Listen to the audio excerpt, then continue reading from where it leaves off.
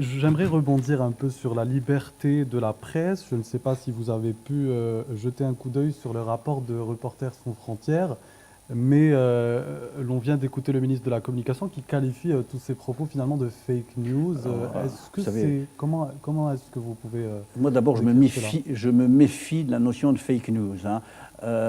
Trump l'utilise. En tout cas, ça a marché hein, depuis le temps qu'il Voilà, l'utilise, ça a pris de totalement. l'ampleur et c'est devenu Voilà. universel. Donc, lorsqu'une information ne convient pas, on la qualifie, ou De plutôt fake on news? la disqualifie, Oui. et on en dit c'est une fake news. Mhm. Dire c'est une fake news, pour moi, n'est pas suffisant.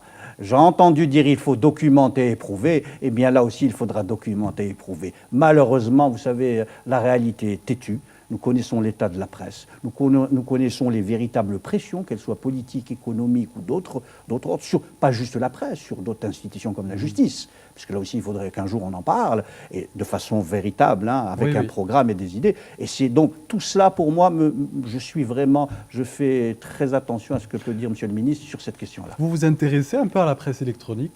Bien évidemment, bien évidemment. Nous-mêmes, nous avons un tropisme, je veux dire, numérique ou digital, hein. Nous suivons tout ce qui se passe, c'est très important.